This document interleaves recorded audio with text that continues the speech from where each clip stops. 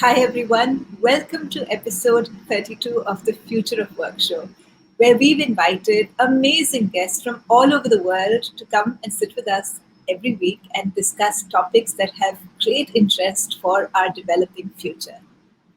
And for those of you who are joining us for the very first time, hi, I'm Shalini. I'm the co-founder of Uncube, an education and advisory firm around the future of work.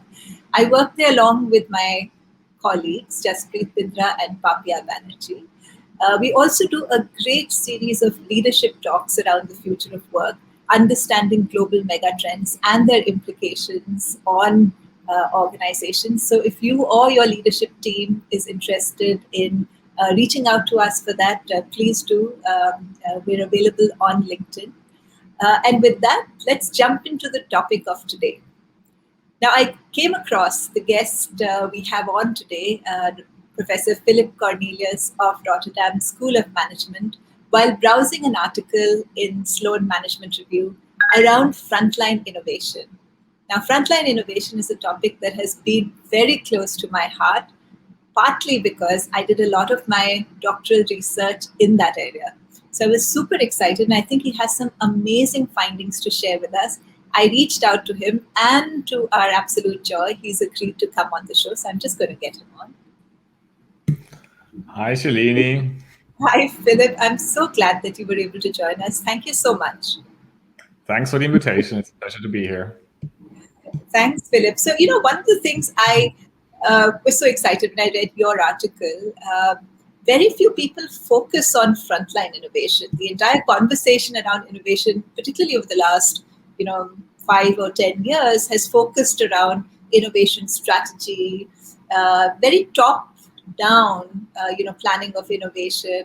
Of course, the conversation around, tools like design thinking, lean startup, agile have also become extremely central to the conversation around innovation. But somehow in all of this, we've missed out on much conversation around frontline innovation. So my first question to you is, what got you interested in frontline innovation? And also wondering if you have any thoughts around how that's a topic that sort of skipped attention the last several years. Yeah, very good question. Thank you. How do we get started with this research? Well, first of all, I think that in the end, every employee can make a difference to companies and to innovation companies. Employees are the ones on the ground working with the machines or with the customers. They have the first-hand experience, and so usually it's these employees who can come up with the best ideas on how to improve the processes or the products. And then we kind of got in touch with this large car parts manufacturer, and they actually have an exemplary employee innovation program set up. So they really focus on their employees. They really try to involve them in every part of the innovation process. And on top of that, they had a fantastic data set that allowed us to study this rigorously and get some, robust and reliable insight into this. Why is that not? Why is frontline innovation not such a big topic maybe in strategy conversations? First of all, maybe it's not quite as sexy as the big R&D projects that everyone wants to pursue. And maybe it's also not as easy to understand if you're a senior executive how you can even measure or track frontline innovation. It's easier to commission a project that maybe has gone through stakeholder review, that ticks all the boxes, that's kind of aligned with your strategy, that you can communicate to your shareholders, rather than trying to figure out how to get your frontline employees really involved in innovation and stimulate their creativity. Yeah. So I read in the article you had stated a very interesting statistic that in the organization you studied and other large organizations, something like 75% of all innovation ideas, in fact, come from non-R&D employees and employees who perhaps in many ways are frontline employees. Yes, that was actually a study by a colleague of mine. And they looked at a couple of manufacturing companies and in many established manufacturing industries. So industries that have been going for a couple of years, couple of decades. Really, and kind of the largest part of productivity gains comes from frontline employees, just because these are the guys who actually work with the machines. These are the guys who know how to improve the machines, how to improve the processes. So that's kind of where that comes from.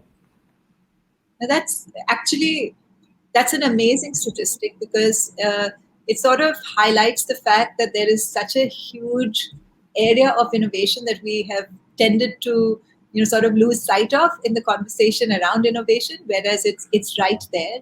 And if something like 75% of ideas are coming more as emergent innovation ideas, or ideas that are bottom up in their Exactly. Yeah. I think that's quite an interesting it's an interesting stat that actually forces all of us to rethink how we are thinking of innovation strategy in the first place. Absolutely. I mean, we've known that kind of accumulated experience can change productivity, right? So kind of the learning curve principle, that's something we've known for a long time. But initially, economists and managers assume that's something that just happens by itself, but it's actually not. It's actually your employees on the shop floor that make an effort, that look at how things could be improved, and then that bring this idea towards management, pitch it essentially, and figure out how to implement it. So it's not something that just happens. It's something that can be encouraged and that can be stimulated. No, I think that's fascinating, Philip, and I really liked the article that you published in Sloan, and of course you've also shared with our audience on the LinkedIn event page. Would you mind sharing a little bit about the research project itself and some of the key findings from it, because I found them very, very interesting. Yeah, so we started out from kind of that study by my colleague that found these large gains of productivity from frontline employees.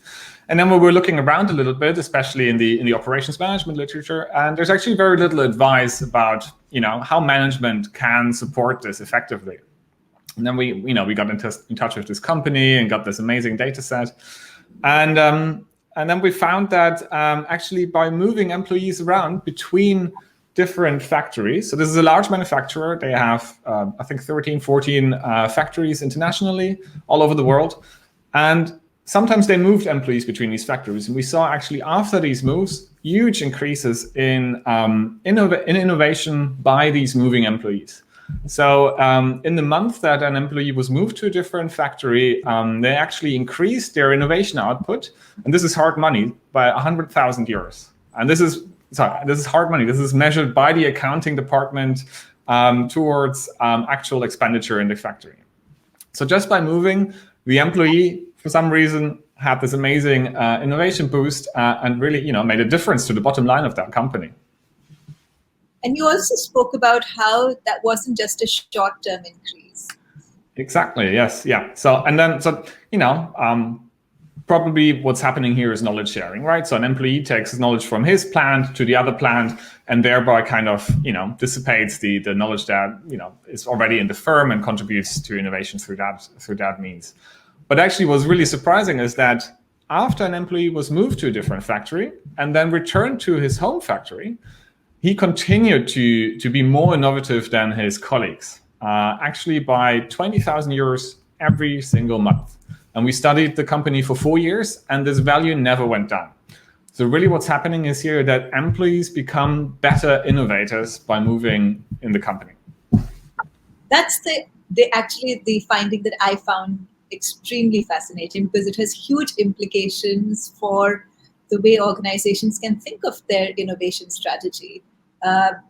Supplementing a top-down innovation strategy with a much more conscious effort to building the kind of systems, processes, and probably culture that's going to support bottom-up innovation.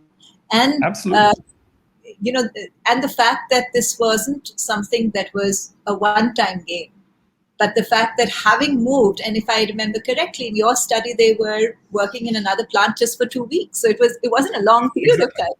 It was exactly short.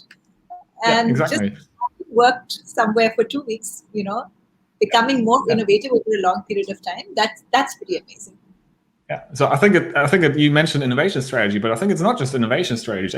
It's actually people strategy, because the way companies think about their frontline employees is that they can learn how to become better at their jobs, right? So this is kind of related to productivity. But what we're actually showing is that employees can learn to become better innovators, and it's a whole new perspective of how you manage and how you employ your frontline employees. And actually, that's the point I want to explore more with you.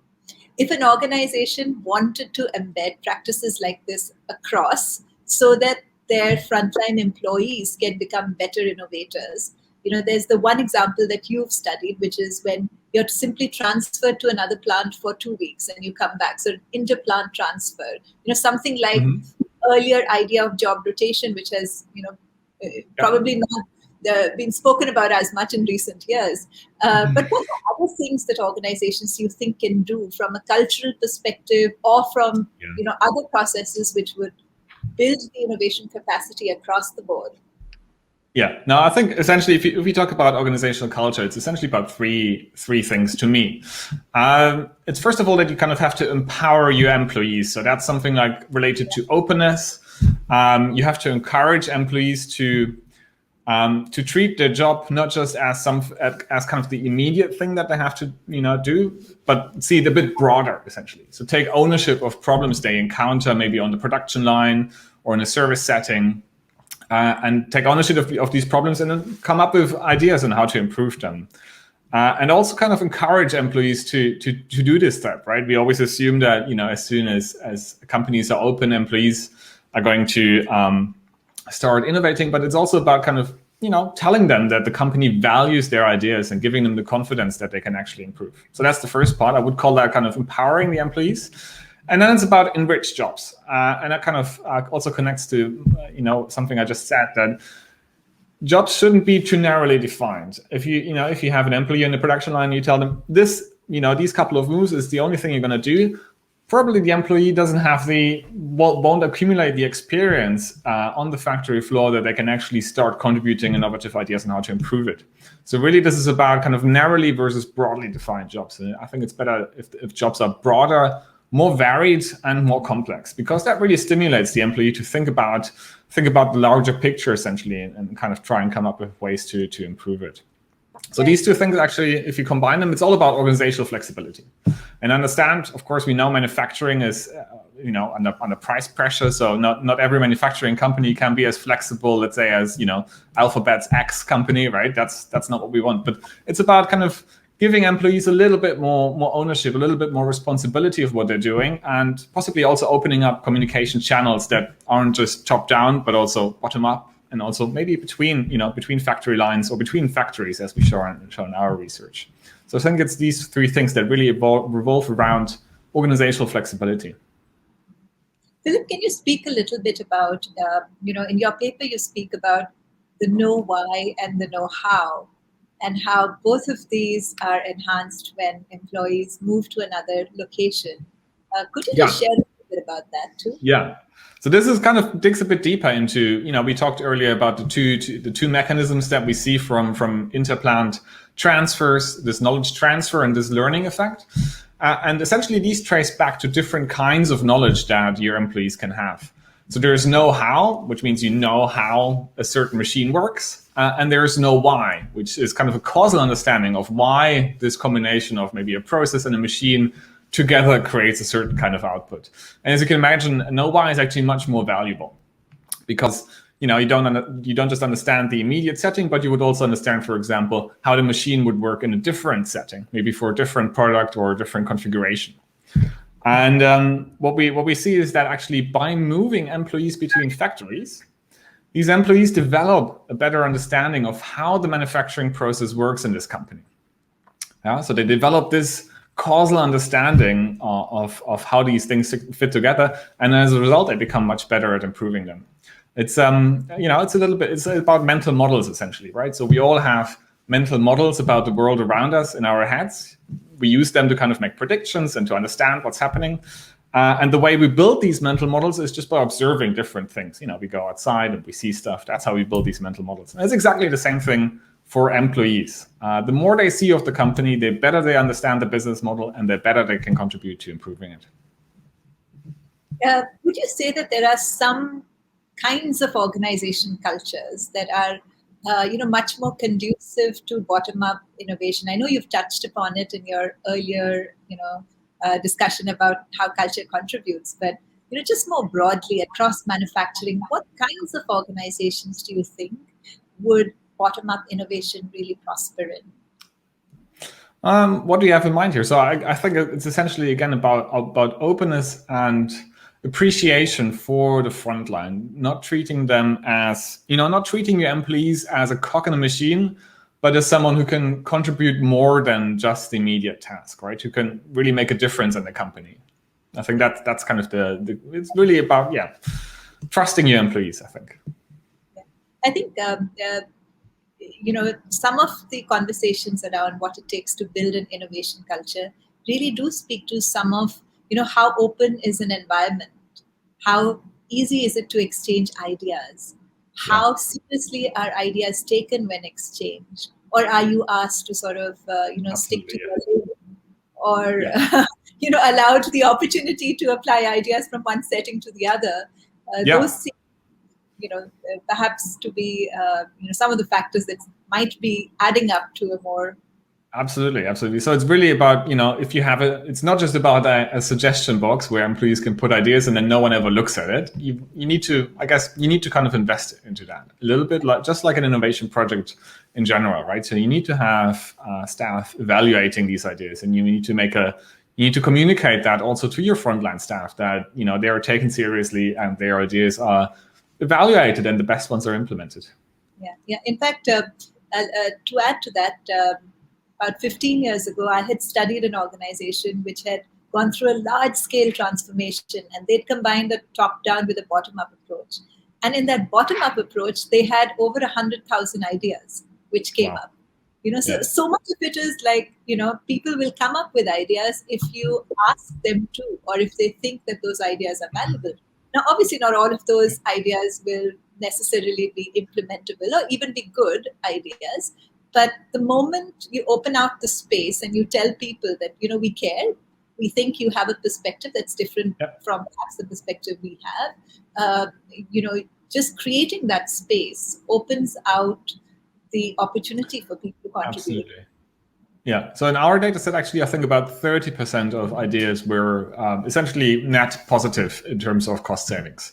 So what the company does is they have the accounting department look at the ideas and kind of calculate the investment costs and subtract that from the potential savings. And if an idea is net positive, they implement it. And in our sample, it's about 30% of ideas that kind of satisfy this criteria. And as you saw from these earlier figures I mentioned, some of these ideas are incredibly valuable, saving millions of euros for this European company. Sorry. So I'm going to just take a few questions. Anbarasu, hi, how are you? Thank you for joining us. Christopher, some companies have introduced the concept of idea portals and incentivized this for some of the best ideas. Have you seen this as an emerging trend? Yeah, good question. So rewards in general is actually an open research question. So should you incentivize? Should you reward your employees for ideas? And there is conflicting research actually that tells you about how little attention this topic has received in general. Actually, also in the academic community. So I had a look at this actually before our chat today, and essentially what they say is. One study says incentives can increase the number of ideas, but not necessarily the quality. And the other study says essentially the opposite. Incentives can increase the kind of the top end quality, but not the number of ideas. So it is, I would say, it probably depends on the situation the company is in. How much, loyalty and buy-in do you have from your employees already? If your employees, think this, maybe they already think this is part of their job to help improve the company, then probably incentives won't make a big difference, right? But possibly if you have disengaged employees, then maybe rewards could work. That's interesting. So you're saying that, the evidence is mixed. We aren't entirely sure. And it's worth trying where maybe the natural flow of ideas from the bottom up isn't as strong. Exactly. Yeah. Ajay Saraswat, hi, thank you for joining. Toyota has this culture. They analyze all problems at the source, the shop floor. And I know, Philip, you also spoke a little bit about the Toyota system in our pre-interview. Mm. Any response to, how the Toyota way of management of the shop floor in any way connects with frontline productivity? Absolutely. I think, Toyota has certainly been a trailblazer in terms of empowering their frontline staff. I guess the original Toyota approach is more firmly towards quality, but actually I think, maybe the way Toyota implements it, they recognize this also as innovation. But maybe this is partly missing from kind of the way we talk about it, because really it's not just about improving quality. Employees can also come up with ideas that are unrelated to quality, just related to efficiency, for example, right? Or how to improve the product. Essentially that's kind of how we started actually this conversation. I think any employee can have any idea that is in the end valuable to the company. It's about encouraging and finding those valuable ideas and then implementing them. Yeah. No, that's so well said, Philip, because a lot of the Japanese systems of management are exceptional at quality in particular. That's their prime focus, Yeah. quality.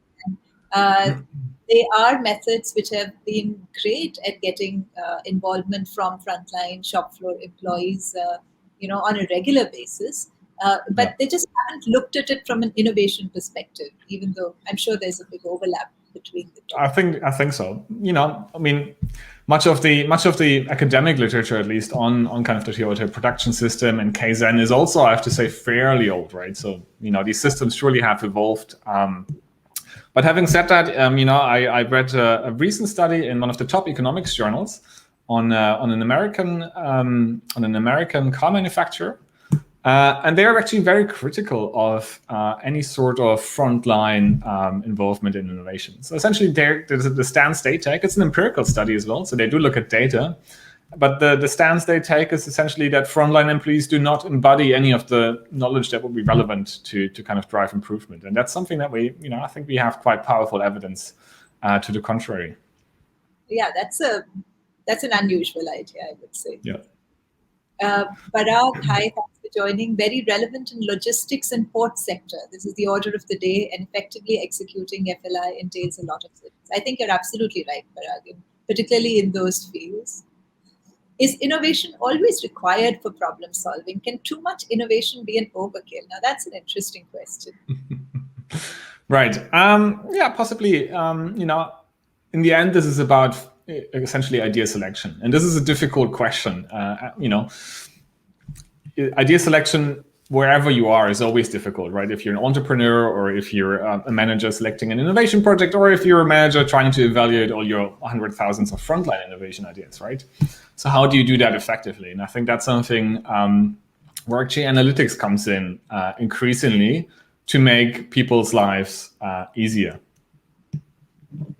And actually, I'm going to ask you that's a perfect segue into how analytics is a new method of, perhaps storing up innovation cultures and processes. So would love to hear, Philip, your thoughts around how analytics plays into innovation today. Yeah. So I think essentially, if you think about analytics, there are three parts where it can make a difference in frontline innovation specifically. So first of all, it's about actually giving frontline employees access to data that they can use to kind of substantiate their ideas with, right? So maybe production data that allows them to figure out some kind of leeway to improve the process.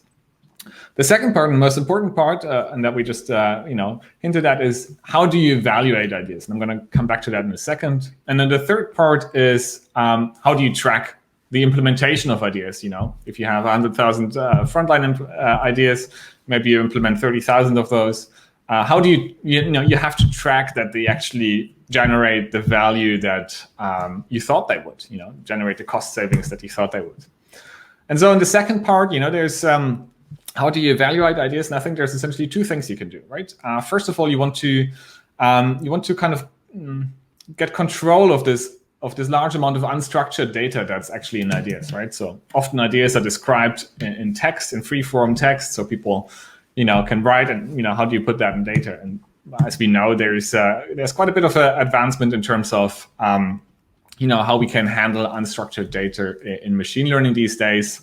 And especially if you look at the innovation analytics, actually what people are doing a lot is using topic modeling, LDA, to kind of get hold of, get an understanding of what is in this unstructured textual data on ideas. So that's one thing. And then when you kind of, when you kind of have worked through this data engineering part, I think it's about building models that can help you come through, your hundreds of thousands of ideas and pick the ones that are most likely to be valuable. So ideally, you build a prediction model. You have a data scientist do that for you, and you feed it with all the data that you have on your ideas, possibly connected to your production lines immediately, even if you have the Internet of Things already connected and you have a lot of data that comes from your production lines. You can connect that into the model and to the idea. And hopefully that kind of will make it easier to spot ideas that are valuable. And the nice thing about this is then, if you have humans actually then look at the best ideas and track them, if they have actually generated value, you kind of keep improving. You can keep improving this model, and you kind of get this nice circle where you have better models that allow you to identify better ideas, you get better data, and you improve your models, and it kind of becomes a self-improving process. Are many organizations actually doing this, Philip? I think this is very much cutting edge, yes. So innovation analytics is starting to make a difference in consumer research, where you analyze, just like I said, large amounts of unstructured data of consumer reviews, or blogs. People are looking at Twitter, people are looking at Amazon reviews and stuff like that to find trends for what consumers like. But fundamentally, the same techniques you can apply to frontline innovation, right? In the end, you're talking to a large number of people and trying to, find the good ideas amongst those. Yeah, actually, it does make perfect sense, simply because, if you're a large enough organization, the sheer volume of ideas, and then, the help in both prediction of which of these ideas might have the biggest payoff, and of course then tracking. So it makes a lot of sense. But the reason I asked was I hadn't heard as much of this as yet. But I think it's probably just a matter of time, because it's just needs so much. Yeah, it's complicated actually, and so people are still trying to figure out how to do it. But there are actually three colleagues from Austria who wrote a very nice case study with 4 cases in Business Horizons, and they focus on customer analytics essentially. So how do you use customer data to drive your innovation process? But essentially, their insights are also applicable to frontline staff. So I'm happy to share that later on the LinkedIn page. That makes a lot of sense. And do you think that might bring back a sort of revival, to the focus on bottom-up innovation? It could be. One of the reasons maybe why it hasn't received so much attention is because it's difficult to track, and it requires a lot of investment actually in evaluation of these ideas. If that becomes cheaper and easier to track, then possibly it's back on the agenda of senior executives. Yeah. Papia, hi Papia. Being in touch with the customers generates ideas for improvement and influences innovation. Absolutely. Raman says being responsive to market requirements is important. Absolutely. Christopher has another question. Says, I've worked in software product space, and a lot of innovation is driven by industry analysts and reports. Is that a general thumb rule, regardless of the industry segment as well? A rule of thumb for what? I think he's asking that in the software product space, it's the industry analysts and their reports which drives a lot of innovation. Would that be true of industries as well? Interesting. I have not heard of this approach in maybe the more traditional manufacturing sector, but that's very interesting. Yeah. Dr. Lab Singh, future of work depends on the ethical aspects of the business you're in. What do you feel of the future of ethics in business? I don't know, Philip, if this is a topic that you want to take a stab at. I can talk about my personal opinion here rather than my research. I think ethics is incredibly important in business these days, right? We certainly, we've certainly made great progress from the early days of the last century to where we are today in terms of the morality of business, right? In the end, we all living on the same planet, and we're in the same boat. So creating a business that doesn't exploit some parts of the world or the environment, I think should be the goal for anyone who creates business these days.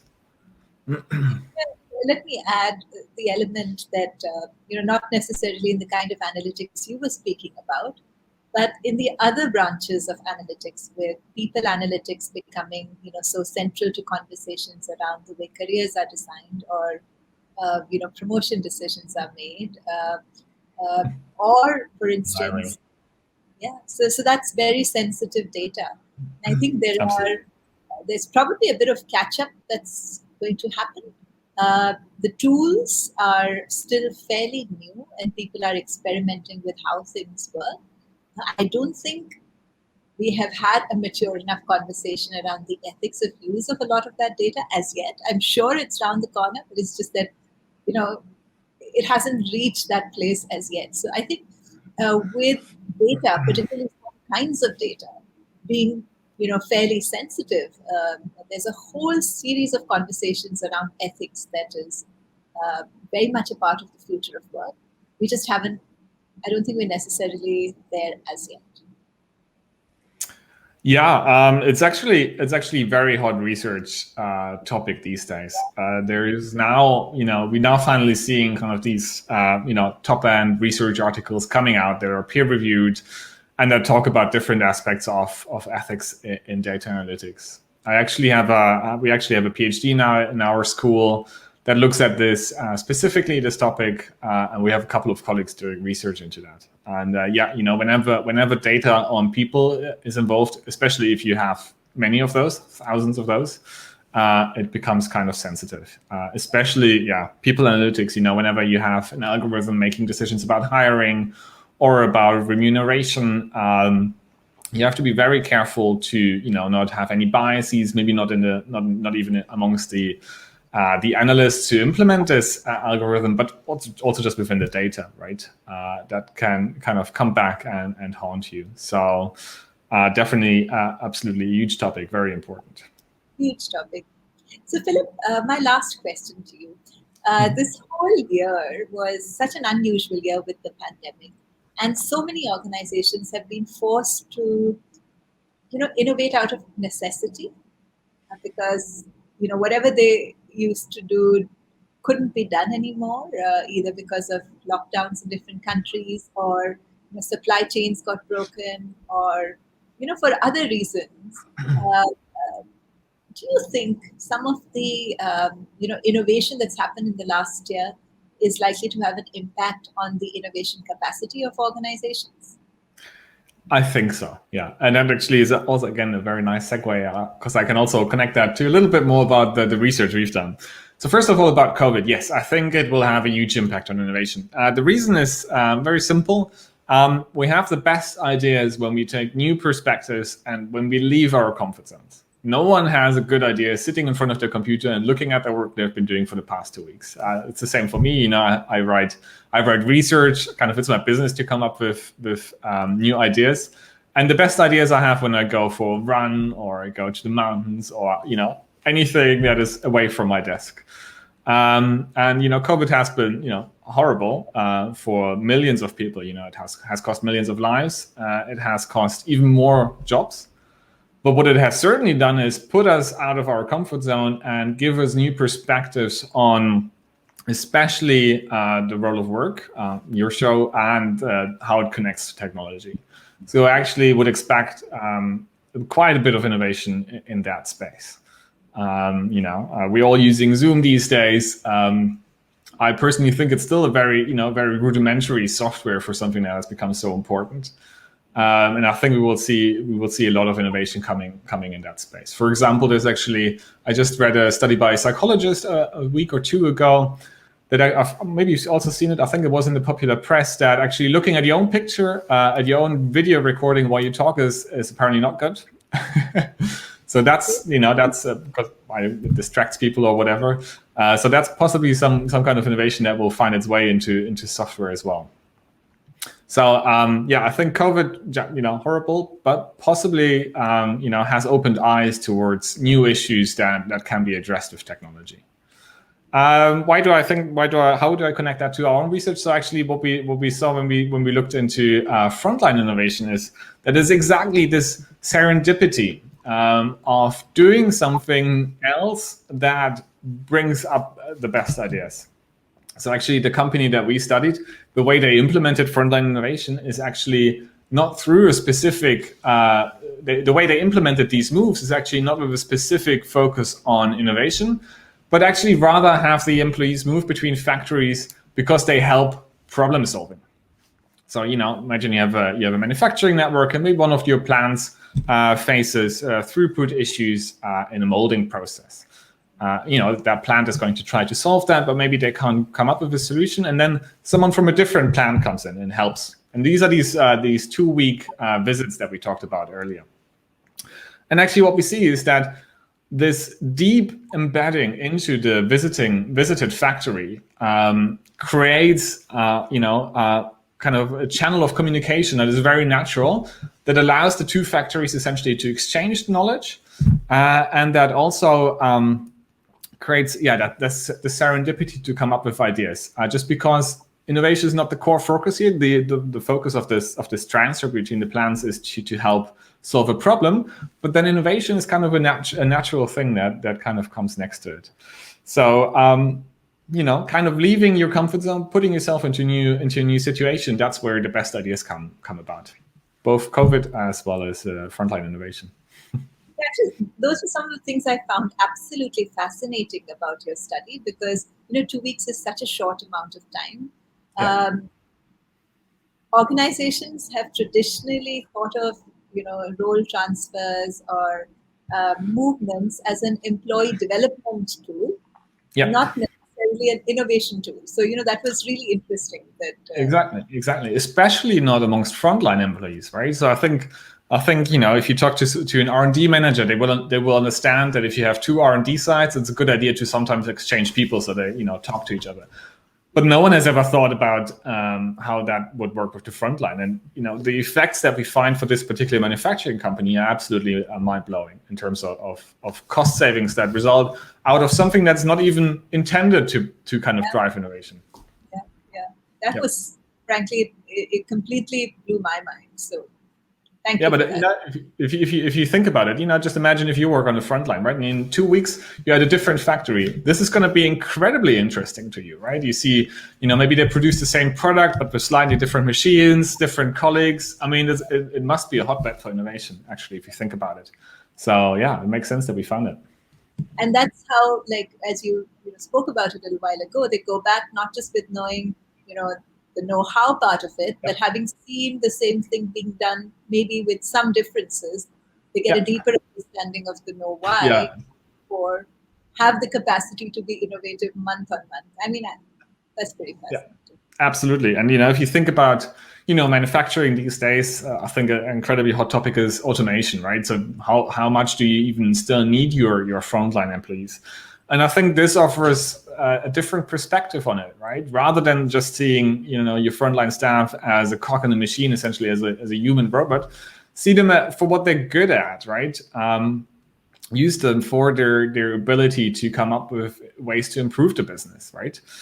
So I think this is kind of a change of mindset also for maybe senior managers, rather than just focusing on the specific part of the work that an employee does, see them in a kind of broader picture. How can they contribute to the company's bottom line beyond just that? Yeah, as potential innovators and not just responsible for set of exactly. Because we have this idea database from the company that we studied, and we looked at the ideas, and no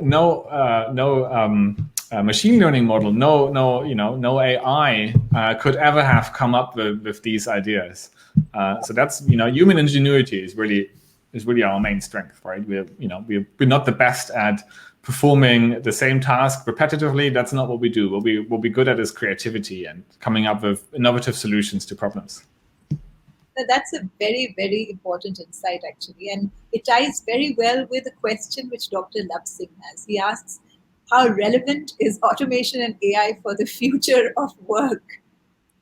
Yes, perfect. Yeah, yeah. As I said, I think automation it will happen. No questions asked, right? So the question, for senior executives, what you have to ask yourself is, how do I keep jobs for humans? How can I make use of this potential that my staff, my employees have, in a way that benefits the company? And I think a big part of that will be creativity and innovation. Gautam Sashathal, organizations that talk about frontline innovation and invite ideas. However, where this fails is in the communication loop, the implementation, and most importantly, and perhaps having the idea generator head a project, however junior he or she might be. How can organizations improve on the implementation process and create a Yeah, virtuous? that's a fantastic question.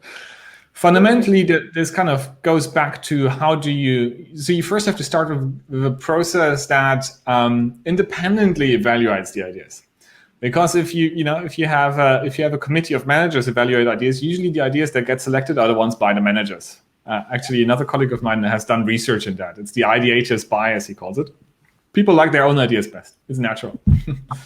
So what the company did that we studied is actually they created this independent unit tasked centrally with evaluating all ideas, and the only thing they look at is data, is numbers. And then there's another unit that kind of executes the implementation. So if you essentially separate that process and make it a specific part of your business, that will make sure that you really implement the ideas that make a difference, rather than the ideas that come from the most powerful person in the room.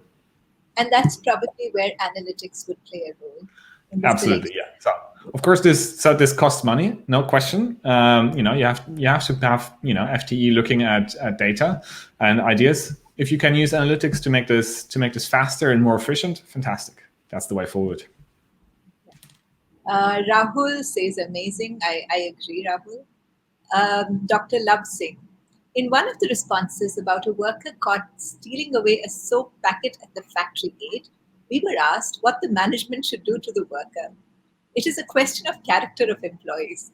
How would you react to such cases as a future challenge to do business?